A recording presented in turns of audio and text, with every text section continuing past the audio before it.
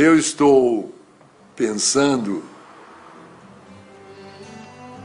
há muito tempo em propor um novo tipo de professor. É um professor que não ensina nada.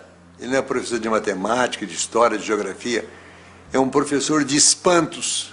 O objetivo da educação não é ensinar coisas, porque as coisas já estão na internet, estão por todos os lugares, estão nos livros.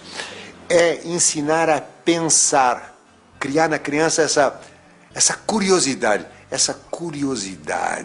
que para mim, esse é o objetivo da educação, criar a alegria de pensar. Eu já tive uma experiência muito interessante com uma menininha de 7 anos. Eu estava com a cabeça quente e eu resolvi então, para descansar a cabeça, fazer uma prateleira. Peguei minha serra circular, minha chave de fenda, as ferramentas. Levei ela para cima e comecei a me preparar. Nessa hora chegou a minha empregada com a filha dela. Sua empregada disse bom dia, eu cumprimentei e foi embora. A menina não foi embora, ela ficou parada lá.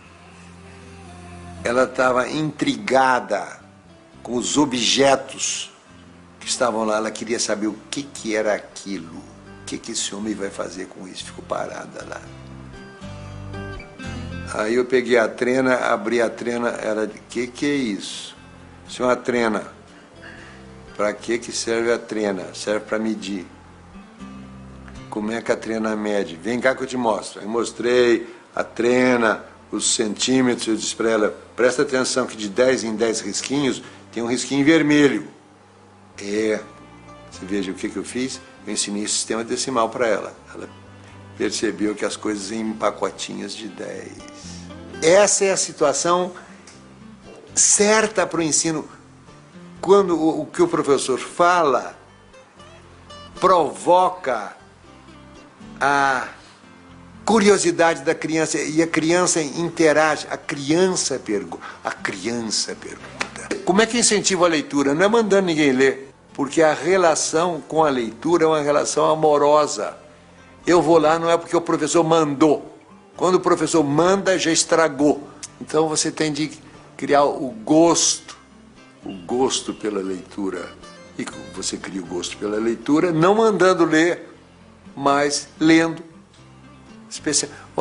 Uma hora muito boa para a leitura é quando as crianças e os adolescentes vão para a cama. Então a mãe se assenta ao lado e vai ler um livro. A missão do professor não é dar respostas prontas, as respostas estão nos livros, estão na internet. A missão do professor é provocar a inteligência, é provocar o espanto, provocar a curiosidade.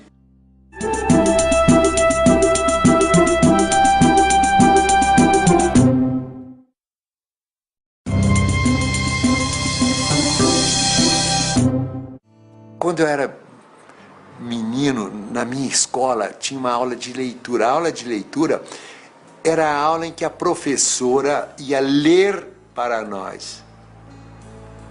Monteiro Lobato. Ninguém faltava aula, era o silêncio absoluto. Não precisava o professor dizer, menino, silêncio, menino. Não tem. Na escola não pode ter essa palavra silêncio, porque naturalmente, se a escola é boa, as crianças vão fazer silêncio porque elas vão gostar daquilo que elas estão fazendo. Frequentemente, os professores só têm que repetir aquilo que já vem nas apostilas. Eu recebi uma carta do menino. Querido Rubem Alves, li o seu livro O Patinho que Não Aprendeu a Voar. Aprendi que liberdade é a gente fazer aquilo que a gente deseja muito. Eu quero ser livre. Ponto, parágrafo. Tem uma professora que é demais. Ela manda a gente ler os seus livros e grifar os encontros consonantais e os dígrafos. O que o menino vai fazer com o encontro consonantal? Para que serve isso? Para nada. E dígrafo, para que serve? Para nada. Era preciso que os professores parassem e dissessem, não vamos seguir o programa, vamos fazer as coisas que são essenciais no ambiente em que a criança vive. Então, eu diria que os professores teriam que fazer sempre essa pergunta. Isso que eu vou ensinar serve para quê? descobri em Portugal uma escola que me impressionou muitíssimo, chamada Escola da Ponte. Escrevi até um livro sobre ela. A escola com que sempre sonhei sem imaginar que pudesse existir. Os professores estão junto com os alunos para ajudar os alunos. Essa ideia do professor ir lá dar uma aula, ficar na frente, os alunos copiando, isso não existe. Os professores são companheiros dos alunos. Não tem nota. Nota é uma inverdade. É uma inverdade, porque aquilo que o aluno produz numa prova não revela o que ele pensa. A gente precisaria ter uma educação ligada com a vida, porque é para isso que a gente aprende, para viver melhor, para ter mais prazer, ter mais eficiência, poupar tempo, não se arriscar.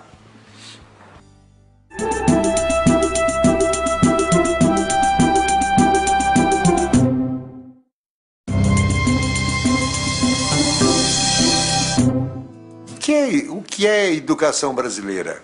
Os vestibulares é que determinam a filosofia de educação das escolas. Ou seja, tanto assim que nos livros de problema sempre aparece embaixo ITA 1987, Unicamp. Ou seja, é tudo orientado no sentido de passar no vestibular. Mas o que adianta passar no vestibular se dentro de 2 anos eu terei esquecido todas as coisas? Eu gostaria que a avaliação do ensino não fosse feita imediatamente depois de terminado. Eu gostaria que fosse feito 2 anos depois de terminado o ano. Porque o aprendido é aquilo que fica depois que o esquecimento faz o seu trabalho. Eu quero testar as meninas 2 anos depois. Eu fui o criador do vestibular novo da Unicamp. Eu e meus amigos. Nós estávamos cansados do vestibular de 5 escolhas múltiplas. Nós queríamos um vestibular que revelasse a capacidade de pensar do aluno. Nós queríamos medir a capacidade de pensar. Capacidade de pensar não é memória. Os idiotas podem ter memória muito boa. Aí nós chegamos à conclusão que a maneira que a gente tem de avaliar a capacidade de pensar de uma pessoa só tem um. Mandar fazer uma redação.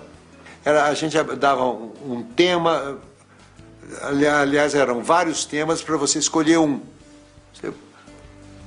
Por exemplo, um tema: escreva uma carta ao presidente da República aprovando ou desaprovando o uso da energia nuclear.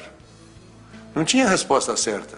Não nos interessava, só nos interessava que o aluno fosse capaz de pensar por conta própria.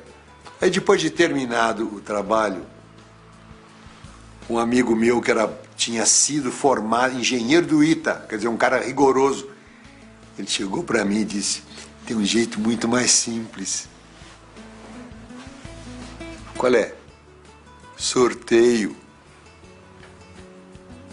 Sorteio? Como? Achei que ele estava doido. Pense. Aí eu comecei a pensar.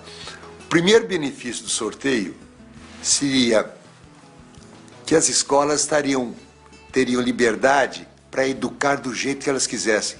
O terror do vestibular é que ele lança uma sombra negra sobre tudo que vem antes. Nós não somos movidos pelas ideias, nós somos movidos pelos sentimentos. Eu acho que a transformação da educação no Brasil, ela passa por dentro dos pensamentos e dos sentimentos dos professores. O professor é o ponto central de qualquer programa de transformação do ensino brasileiro.